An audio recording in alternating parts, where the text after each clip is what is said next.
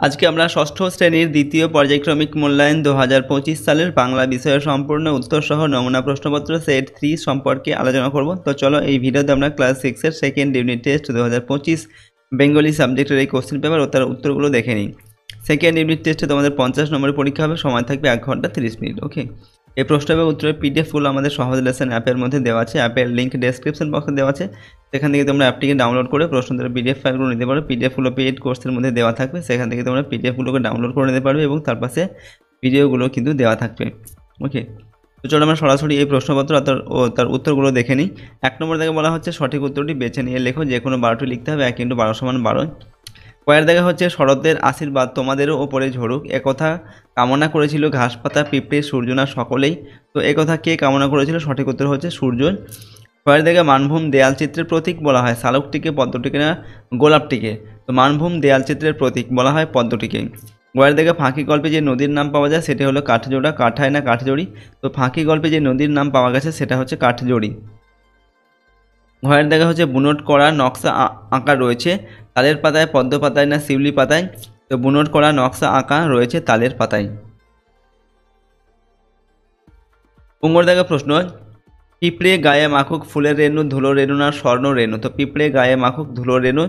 চয়ের দেখা হানাহানি করে কেউ নিল ভরে, উক্ত লাইনটির পূর্ববর্তী ও পরবর্তী লাইনগুলি হলো চেনা অচেনা ভিড়ে। দেখো এখানে 4টি অপশন দেওয়া আছে। তো এখানে বলা হচ্ছে এই যে লাইনটা এখানে দেওয়া আছে হানাহানি করে কেউ নিল ভরে, এর আগের লাইন আর পরের লাইনটা কী হবে সেটা লিখতে হবে। তো আমাদের আগের লাইনটা হচ্ছে কানাকড়ি নিয়ে কত টানাটানি, এবং পরের লাইনটা হবে কেউ গেল খালি ফিরে। 6 দেখা প্রশ্ন, ক্লান্ত থেকে ক্লান্তি পরস্পর পদ দুটি হলো যথাক্রমে বিশেষ্য বিশেষণ বিশেষ্য বিশেষ্য বিশেষণ বিশেষণ বিশেষণ আর বিশেষ্য বিশেষণ। এখানে ক্লান্ত আর ক্লান্তি এই পদ দুটি হচ্ছে পরস্পর বিশেষণ আর হচ্ছে বিশেষ্য। ক্লান্ত এটা হচ্ছে বিশেষণ, ক্লান্তি হচ্ছে বিশেষ্য। বর্গীয় দাগে দ্বারা কর্তৃক ব্যতীত এগুলি হলো সংস্কৃত উপসর্গ, সংস্কৃত অনুসর্গ, বিদেশি অনুসর্গ, বিদেশি উপসর্গ। তো দ্বারা কর্তৃক ব্যতীত এগুলি হচ্ছে সংস্কৃত অনুসর্গ। ঝয়ের দিকে জল দেওয়া হলো, বাক্যটি রেখাঙ্কিত পদটি হবে সমাপিকা, অসমাপিকা, অকর্মক না সকর্মক? তো জল দেওয়া হলো, এখানে এই যে জল এটা হচ্ছে সকর্মক, অর্থাৎ এটা হচ্ছে একটি কর্ম। শুদ্ধ বানানটি হলো, এখানে 4টি বানান দেওয়া আছে, সঠিক উত্তর হবে বিলক্ষণ, বয়রস্বিকা ল কয় মূর্ধন্য শয়ে মূর্ধন্য, ঠিক আছে, বিলক্ষণ। টয়ের দেখে অনুসর্গটি হলো পরা কর্তৃক না কুকর্ম? তো অনুসর্গটি হচ্ছে কর্তৃক। নেক্সট দেখবো আমরা পরের প্রশ্ন, কুমোরে প্রকার এক একটি বাসার মধ্যে কুঠুরি থাকে 3 4টি 4 5টি 6 7টি 7 8টি। তো কুমোরে প্রকার এক একটি বাসার মধ্যে কুঠুরি থাকে 4 5টি। ডয়ের দাগে অমনি শুরু হয়ে গেল আমাদের নতুন বন্ধুত্ব, শত্রুত্ব, আত্মীয়তা না ঝগড়া? তো অমনি শুরু হয়ে গেল আমাদের নতুন আত্মীয়তা। এরপর ঢয়ের দাগে মন ভালো করা রোদ্দুর কোনো ময়ূর মাছরাঙা আরিচাচা পাখির গায়ের মতন? তো মন ভালো করা রোদ্দুর কোনো মাছরাঙা পাখির গায়ের মতন।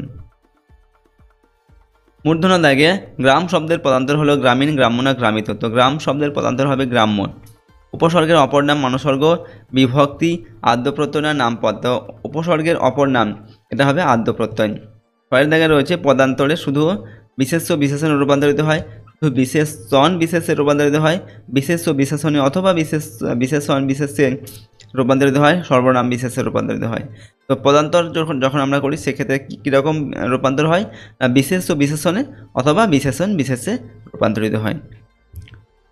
এরপর হচ্ছে দয়ের দাগে যে শব্দটির সঙ্গে শূন্য বিভক্তি যুক্ত হয়েছে তা হলো ভালো, রামের মাথায় জলের? তো এখানে 4টি শব্দ দেওয়া আছে, কার সঙ্গে শূন্য বিভক্তি যুক্ত আছে? সঠিক উত্তর হচ্ছে ভালো, অর্থাৎ এখানে কোনো বিভক্তি নেই, অর্থাৎ শূন্য বিভক্তি রয়েছে।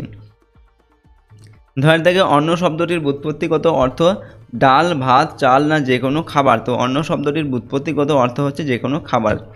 দন্তন্য দাগে ধ্বনির লিখিত রূপ হলো শব্দ, বর্ণ বা অক্ষর, সাধিত শব্দ, শব্দখণ্ড বা শব্দাংশ।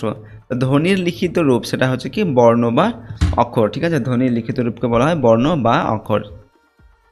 এরপরের প্রশ্ন 2 নম্বর দাগে নিচের প্রশ্নগুলির পূর্ণ বাক্যে উত্তর দাও, যে কোনো 12টি লিখতে হবে এখান থেকে। প্রশ্নের মানে 1 নম্বর করে 1 × 12 = 12। কয়ের দিকে কতগুলি গ্রামের পরে সাধারণত একটি হাট চোখে পড়ে? উত্তর লিখবে দেখো 10-12টি গ্রামের পরে সাধারণত একটি হাট চোখে পড়ে। কয়ের দিকে সুন্দরবনের বাঘ কি নামে পরিচিত? তো সুন্দরবনের বাঘ রয়্যাল বেঙ্গল টাইগার নামে পরিচিত। বসুধরা ব্রত কোন ঋতুতে পালন করা হয়? বসুধরা ব্রত গ্রীষ্ম ঋতুতে পালন করা হয়। এরপরে হচ্ছে ঘয়ের দাগে চিত্রগ্রীবের বাবা কে ছিলেন? চিত্রগ্রীবের বাবা ছিলেন এক গেরোবাজ। এক ভুতুড়েকাণ্ড গল্পের লেখক কোথায় যাচ্ছিলেন? তো এক ভুতুড়েকাণ্ড গল্পের লেখক যাচ্ছিলেন হুড্রুর দিকে।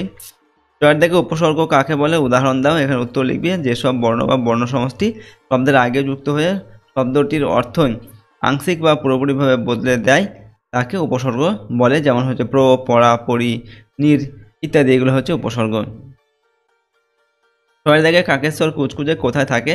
তো কাকেশ্বর কুচকুচে থাকে 41 নম্বর গেছো বাজার কাগিয়াপট্টি, সেখানে। এরপর বর্গীয় জায়গায় হজ বড় ল এর বর্ণিত ব্যাকরণ সিং এর ডিগ্রি কি? উত্তর লিখবে হজ বড় ল এর বর্ণিত ব্যাকরণ সিং এর ডিগ্রি হচ্ছে খাদ্য বিশারদ। চিত্রগ্রীব গল্পের কথকের আর একটি বন্ধুর নাম কী ছিল? তো চিত্রগ্রীব গল্পের কথকের আর একটি বন্ধুর নাম ছিল চিত্রগ্রীব।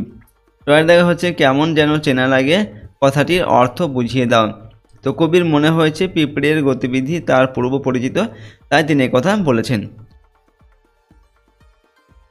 ছয়ের থেকে মানভূম জেলায় কোন কোন আদিবাসী গোষ্ঠীর বাস? তো মানভূম জেলায় সাঁওতাল, হো, অসুর, ভূমিজ, মুন্ডা, ওরাও, খেড়িয়া, শবর, কোল ও বীরহর আদিবাসী গোষ্ঠীর বাস। লরিটা কোন দিকে যাচ্ছিল? এখানে উত্তর লিখবে লরিটা রাঁচির দিকে যাচ্ছিল।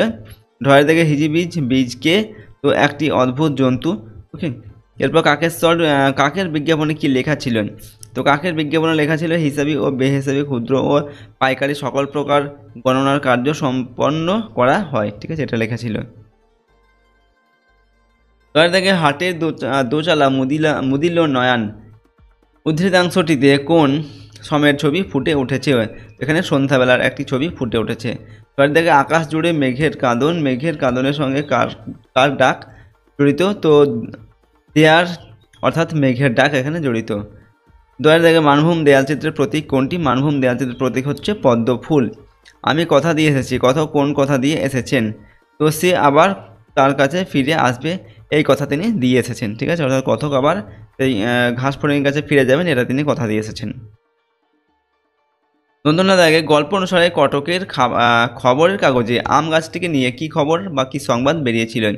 তো কটকে অর্ধরাত্রে ভীষণ ঝড় বৃষ্টির কারণে শহরের ভিতরে কুড়িঘাটে আম গাছ উপড়ে পড়েছে, এই খবরটা ঠিক আছে খবরের কাগজে এসেছিল আর কি। এরপর দেখো পটলার ওজন কত? 21-এর এখানে ওজন হবে, পটলার ওজন হচ্ছে 21-এর। পরের দেখে বুড়োর মতে বক্তার বয়স কত? তো বুড়োর মতে বক্তার বয়স হচ্ছে 37 বছর। পরে দেখে শ্রী ব্যাকরণ সিং এর ছোট ভাই কি খেয়েছিল? তো আস্ত বার টোপ খেয়েছিল। ঠিক আছে, 3 নম্বর দেখে নিচের যে কোনো 6টি প্রশ্নের উত্তর এখান থেকে লিখতে হবে। প্রশ্নের মান 3 করে 3 6 18 নম্বর দেওয়া আছে। পরের দেখা হচ্ছে উদার আকাশে মুক্ত বাতাসে চিরকাল একই খেলা কোন প্রসঙ্গে কবি আলোচ্য পংক্তিতে লিখেছেন?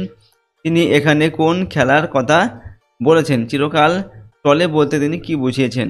তো দেখো হাট কবিতায় কবি এই পৃথিবীকে একটি নাট্যমঞ্চ বলে কল্পনা করেছেন। পৃথিবীরূপ রঙ্গমঞ্চে আমরা জন্মাই আবার মৃত্যুবরণ করি, সুতরাং মানব জীবনের জন্ম মৃত্যুর উল্লেখ করে কবি চিরকাল একই খেলার কথা বলেছেন। কবি এখানে খেলা বলতে মানুষের জন্ম ও মৃত্যুর কথা উল্লেখ করেছেন। মানুষের জন্মকে আসা এবং মৃত্যুকে যাওয়ার সঙ্গে তুলনা করে একথা বলা হয়েছে।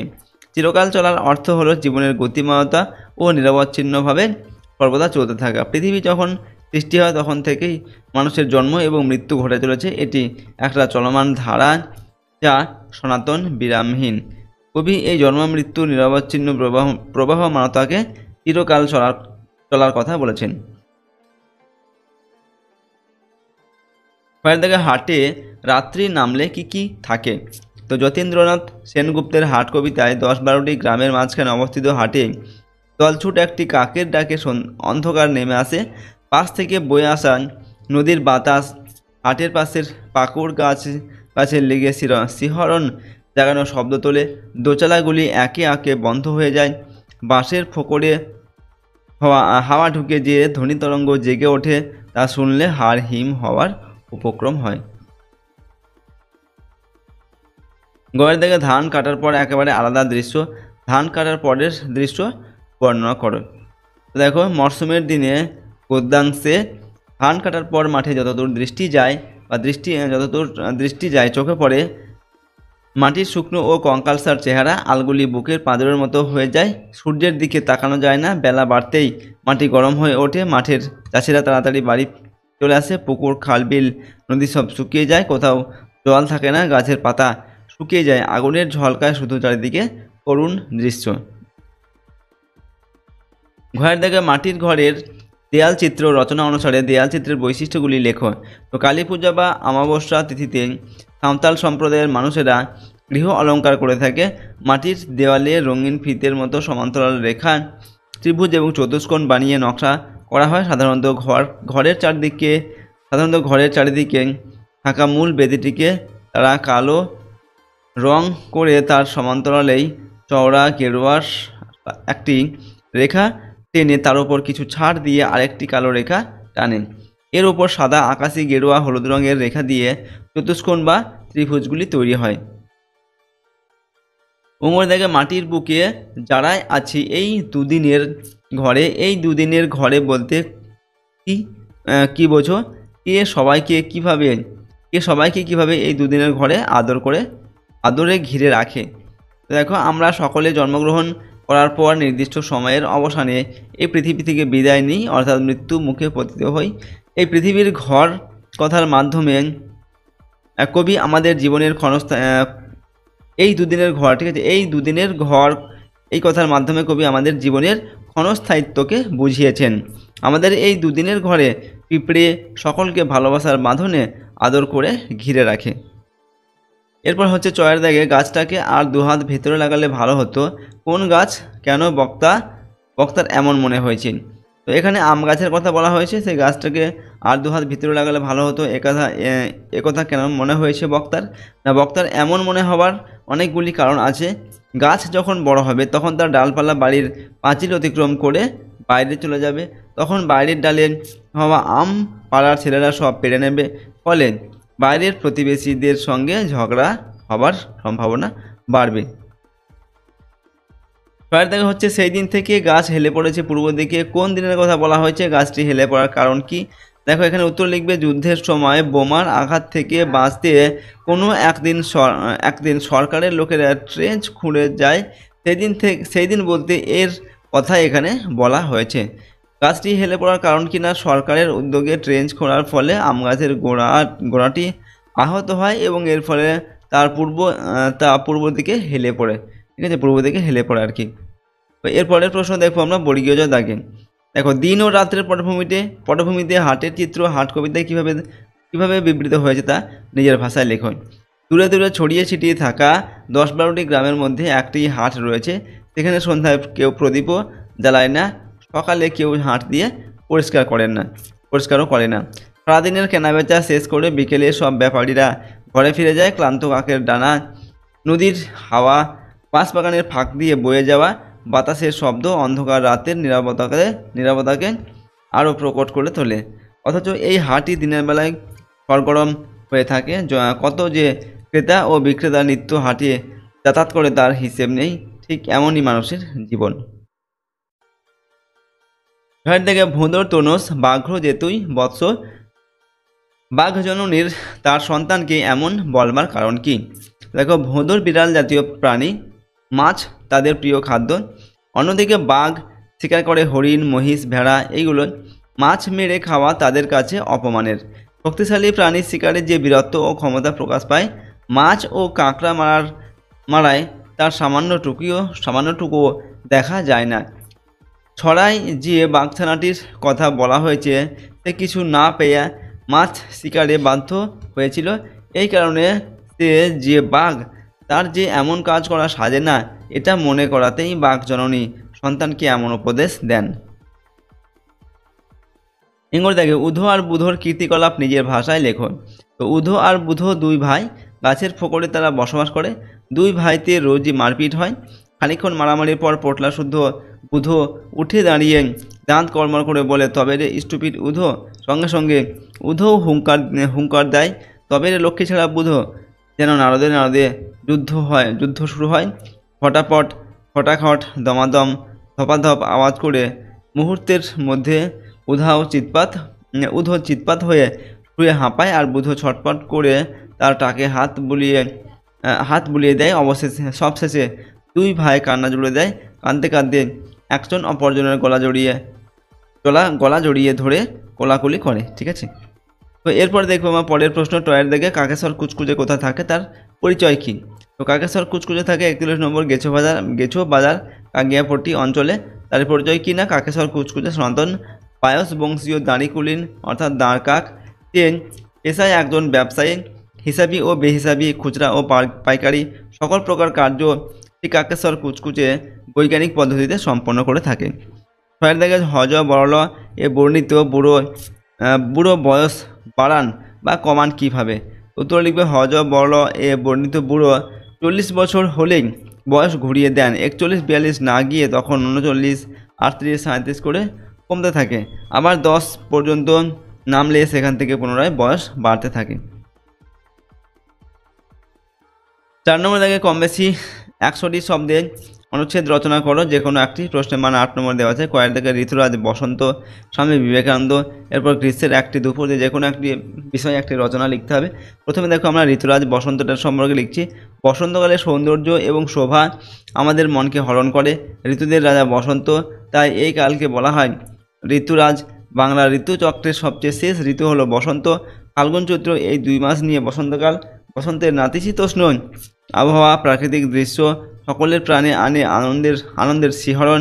পাতা ঝরা গাছগুলোতে নতুন পাতা জন্মায়, আম গাছ মুকুলে ভরে যায়। বসন্তের বাতাস দক্ষিণ দিক থেকে বইতে থাকে। এই বাতাস মন উদাস করে দেয়। এরপর রয়েছে যেটা স্বামী বিবেকানন্দ, তোমাদের যে কোনো একটি লিখতে হবে পরীক্ষায়। দেখো স্বামী বিবেকানন্দ সম্পর্কে আমরা লিখছি 1863 খ্রিস্টাব্দে 12 জানুয়ারি বিবেকানন্দ উত্তর কলকাতার সিমলা স্ট্রিটে বিখ্যাত দত্ত পরিবারে জন্মগ্রহণ করেন। তার পিতা বিশ্বনাথ দত্ত এবং মাতা ছিলেন ভুবনেশ্বরী দেবী। মায়ের দেওয়া নাম ছিল বীরেশ্বর আর সবাই ডাকত বিলে নামে। ওকে, বাল্যকালে বিলে ছিল দুরন্ত ও সাহসী, সব বিষয়ে ছিল তার অদম্য কৌতূহল। আসল নাম নরেন্দ্রনাথ দত্ত। পরবর্তীকালে রামকৃষ্ণ দেবের শিষ্যত্ব গ্রহণ করার পর তার সন্ন্যাস জীবনের নাম হয় স্বামী বিবেকানন্দ। তিনি উত্তর কলকাতার মেট্রোপলিটন স্কুল থেকে প্রবেশিকা এবং কলকাতা বিশ্ববিদ্যালয় থেকে বিএ পাশ করেন। ঠিক আছে, তো নেক্সট আমরা লিখছি দেখো 1893 খ্রিস্টাব্দে স্বামী বিবেকানন্দ ভারতের প্রতিনিধি হিসাবে আমেরিকার শিকাগো শহরে বিশ্ব মহাধর্ম সম্মেলনে যোগ দিয়েছিলেন। সেই সভায় তিনি জগৎবাসীর কাছে হিন্দু ধর্মের কথা বিস্তারিত আলোচনা করেন। রামকৃষ্ণ দেবের তিরোধানের পর বিবেকানন্দ 1897 খ্রিস্টাব্দে রামকৃষ্ণ মিশন ও 1899 খ্রিস্টাব্দে গঙ্গার তীরে বেলুর মঠ প্রতিষ্ঠা করেন। বর্তমান ভারত, ভাববার কথা, প্রাচ্য পাশ্চাত্য প্রভৃতি তার বিখ্যাত গ্রন্থ। তার বাণী ভারত তথা বিশ্বের অজস্র মানুষকে অনুপ্রাণিত করে চলেছে এখনও। 1902 সালের 4 জুলাই তিনি পরলোক গমন করেন। তো এইভাবে আমরা এই রচনাটিকে লিখলাম। তো দেখো আজকের এই ভিডিওতে আমরা তোমাদের ক্লাস 6-এর সেকেন্ড ইউনিট টেস্ট 2025 বেঙ্গলি সাবজেক্টের একটি কোশ্চেন পেপারের সম্পূর্ণ উত্তর আমরা আলোচনা করলাম। প্রশ্নোত্তরগুলো অবশ্যই তোমরা ভালোভাবে মুখস্থ করবে এবং প্র্যাকটিস করবে, কারণ এগুলো তোমাদের সেকেন্ড ইউনিট টেস্টের জন্য কিন্তু অত্যন্ত গুরুত্বপূর্ণ প্রশ্নোত্তর। আর তোমাদের সেকেন্ড ইউনিট টেস্টের যে গল্প কবিতাগুলো রয়েছে সেগুলো ভালোভাবে কিন্তু তোমরা পড়বে। ঠিক আছে, আর যদি এই প্রশ্নোত্তরের পিডিএফ ফাইল পেতে চাও, সহজ লেসন অ্যাপটিকে ইনস্টল করবে। অ্যাপের লিঙ্ক ডেসক্রিপশন বক্সে দেওয়া আছে, সেখান থেকে তোমরা অ্যাপটিকে ডাউনলোড করে প্রশ্ন এবং উত্তরের পিডিএফগুলো নিতে পারো। পিডিএফগুলো পেড কোর্সের মধ্যে দেওয়া থাকবে, সেখান থেকে তোমরা পিডিএফগুলোকে ডাউনলোড করে নিতে পারবে এবং তার পাশে কিন্তু ভিডিও দেওয়া থাকবে। আর আমাদের এই চ্যানেলে যদি তোমরা নতুন হও, চ্যানেলটিকে প্লিজ সাবস্ক্রাইব করবে এবং ভিডিওটিতে লাইক করবে, ভিডিওটিকে বন্ধু বান্ধবের সঙ্গে শেয়ার করবে। ঠিক আছে, তো চলো আজকের এই ভিডিওটিকে আমরা এখানে শেষ করছি। সম্পূর্ণ ভিডিওটি দেখার জন্য অসংখ্য ধন্যবাদ।